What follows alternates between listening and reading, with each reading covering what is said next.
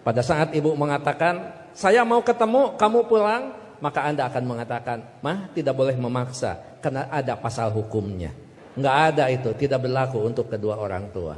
Pada saat Anda diminta membantu kedua orang tua, Anda jangan menggunakan manajemen yang efektif. Tidak ada manajemen dalam hubungan dengan orang tua, kecuali penghargaan, penghormatan, dan tempatkan dia di tempat yang paling sempurna sebagai kedua orang tua kita. Mohon maaf, saya pernah jadi seorang pejabat. Pada saat saya sedang rapat, saya ditelepon oleh keponakan saya dan menyatakan ibu saya dalam keadaan sakit. Kemudian saya balas telepon itu dengan sebuah ungkapan yang agak sedikit sombong. Tolong cepat bawa ke dokter dan nanti uangnya akan saya transfer. Ternyata ibu dari kejauhan menjawab kalimat saya dengan sebuah kalimat yang tegas. Enggak usah ditransfer, yang penting kita bisa ketemu. Kalau ibu sudah mengatakan yang penting kita bisa ketemu, maka jabatan itu tidak ada, maka rapat itu tidak ada. Dan boleh saya katakan, kalau saya sudah dipanggil ibu dan bapak, tidak ada yang bisa menolak panggilan siapapun, termasuk atasan saya. Kalau itu ibu dan bapak yang memanggil. Kena yakin, kalaupun saya bisa memberikan sebuah alasan, Pak mohon maaf ibu saya dalam keadaan sakit, maka atasan saya akan memahami semua, karena mereka juga pernah dibesarkan dan memiliki rasa hormat kepada kedua orang tuanya. Baik sahabat semua, sebelum melanjutkan menonton video ini, silakan di subscribe channel saya ini dan diklik ikon loncengnya. Terima kasih. Jadi mohon yang terakhir saya ingin sampaikan, tidak ada kesuksesan tanpa kerja keras, tidak ada kesuksesan tanpa perjuangan, dan tidak ada kesuksesan tanpa dorongan doa dari kedua orang tua kita. Jadi pada hari ini Anda ucapkan selamat, Anda mintakan maaf kepada orang-orang tercinta yang berkontribusi atas kesuksesan pendidikan kita. Hati-hati memperlakukan kedua orang tua. Saya tahu di sini ada master hukum, saya tahu di sini ada master manajemen. Saya tahu banyak prodi yang ada di sini dan memiliki tata kelola yang sangat baik, maka itu salah satunya didukung oleh perilaku Anda setelah lulus. Pada saat Anda berinteraksi dengan kedua orang tua, jangan menggunakan pasal hukum. Pada saat ibu mengatakan, saya mau ketemu, kamu pulang, maka Anda akan mengatakan, mah tidak boleh memaksa, karena ada pasal hukumnya. Enggak ada itu, tidak berlaku untuk kedua orang tua. Pada saat Anda diminta membantu kedua orang tua, Anda jangan menggunakan manajemen yang efektif. Tidak ada manajemen dalam hubungan dengan orang tua, kecuali penghargaan, penghormatan, dan tempatkan dia di tempat yang paling sempurna sebagai kedua orang tua kita. Saya hanya ingin mengulang dengan cerita yang lama, tetapi ternyata ini memberikan sebuah inspirasi bagi kita. Mohon maaf, saya pernah jadi seorang pejabat. Pada saat saya sedang rapat, saya ditelepon oleh keponakan saya dan menyatakan ibu saya dalam keadaan sakit. Kemudian saya balas telepon itu dengan sebuah ungkapan yang agak sedikit sombong.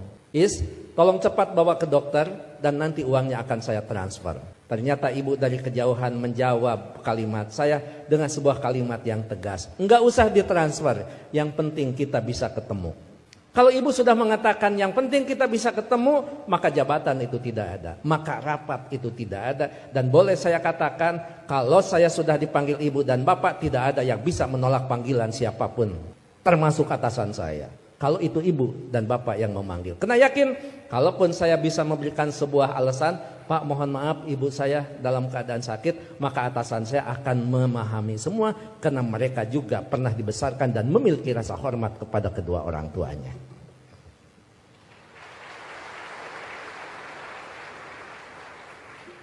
Pukul 8:30 malam saya pulang, dan saya sama seperti Anda, mungkin saya lebih kampung daripada Anda yang hari ini di wisuda. Saya tidak dilahirkan di tengah kota, saya dilahirkan di kaki Gunung Papandayan yang sekarang terkenal dengan tempat wisata Kawah Papandayan.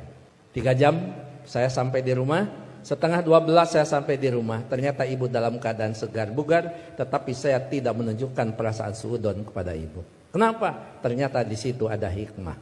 Bagi seorang ibu dan bapak dalam keadaan sakit, kemudian dia menunggu anaknya terkasih dan tersayang, maka pada saat dia bertemu, maka kehadirannya lebih mujarab daripada obat yang diberikan oleh seorang dokter.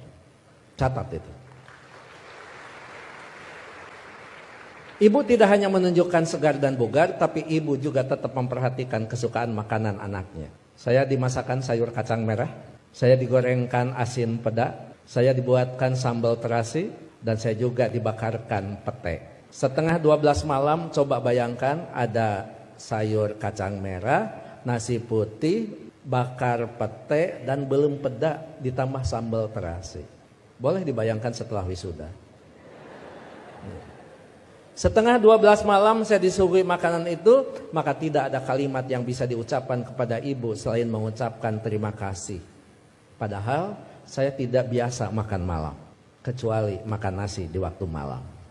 Ya saya makan. Saya tidak pernah mengatakan, "Amah, ngapain masak? Kan kata dokter paling tidak 3 jam sebelum tidur kita boleh makan." Ini mau tidur setengah 12, ngapain masak?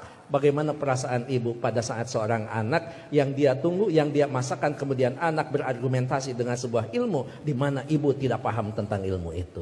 Menyakitkan. Saya makan dan saya berdoa mudah-mudahan ini jadi obat. Begitu saya lirik dari sudut mata saya, ibu kelihatan bahagia. Kenapa? Makanan yang dia pasak itu betul-betul dimakan oleh anaknya.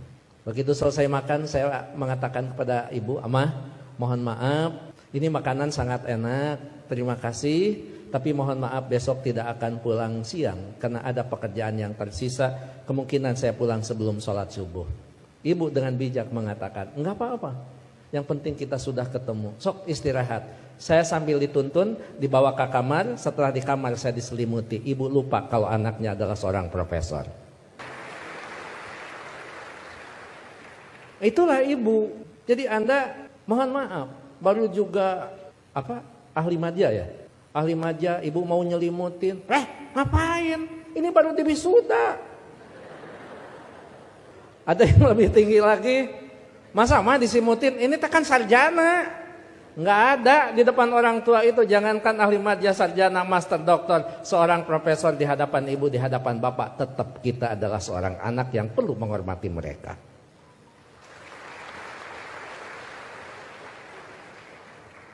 Yang paling indah dan paling membuat saya terharu, pada pukul 3 saya bangun, ternyata ibu sudah berdiri di samping saya sambil menepuk bahu saya. Cepat kamu bangun, jangan lupakan sholat sepertiga malam terakhir. Kenapa? Kamu bisa mendapatkan yang semua ini bukan karena kepintaran kamu, jangan-jangan bukan karena kecerdasan kamu, mungkin keberuntungan doa kita dikabulkan oleh Allah Subhanahu wa Ta'ala. Jadi ibu masih khawatir tentang anaknya. Ibu khawatir anaknya merasa pintar sehingga pintar menjadi sebuah kesombongan. Ibu masih khawatir anaknya cerdas, cerdas menjadi sebuah kesombongan. Bahkan melupakan siapa yang menentukan takdir segalanya pada kehidupan kita.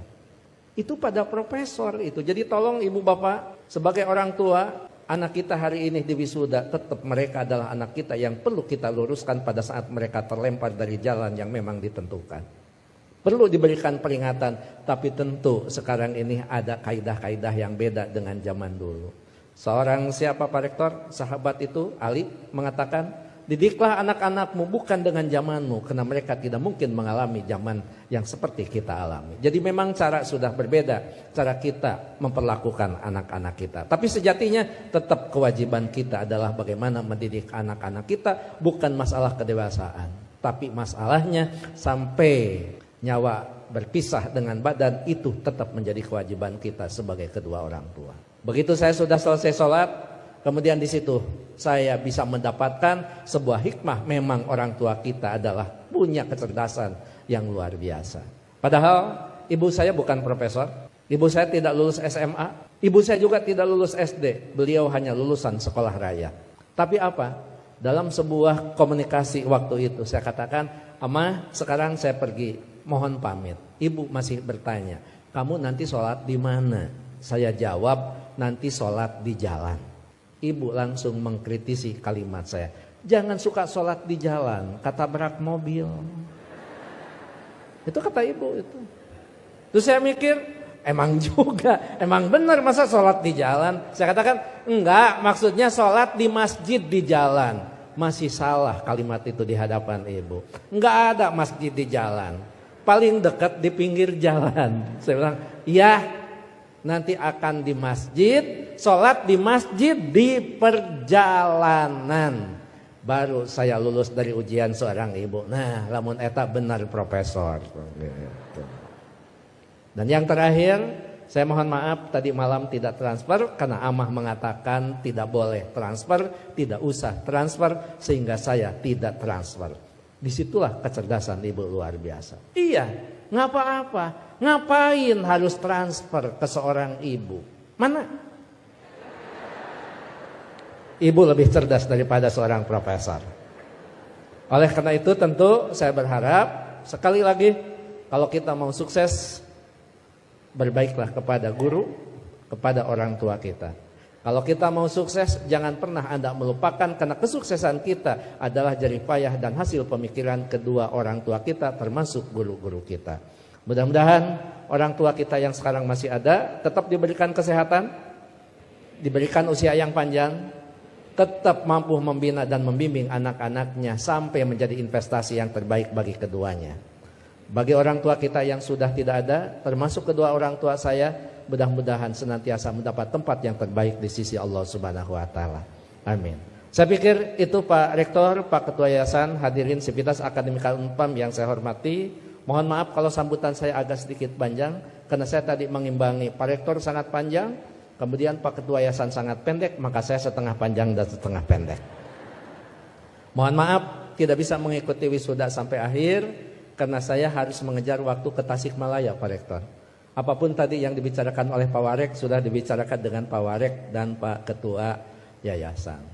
Begitu juga kepada Pak Direktur, saya mohon pamit. Anggap saja kalau di Kementerian Agama kan tidak aneh, anggap saja saya penghulu. Penghulu biasanya kalau sudah menikahkan ijab qabul dinyatakan sah, penghulu biasanya pamit diri dan tidak perlu menunggu sampai resepsi. Terakhir, saya tidak akan membacakan pantun, tapi ini ulangan dari wisuda bulan kemarin karena setiap bulan Unpam wisuda, bahkan Unpam setiap wisudanya juga tidak bisa diganggu karena hari Minggu. Jadi saya tidak bisa menolak undangan Unpam. Gitu. Anda hanya tahu saja yang wisudawan wisudawati. Saya ini mantan aura kasih. Sekian dan terima kasih. Assalamualaikum warahmatullahi wabarakatuh.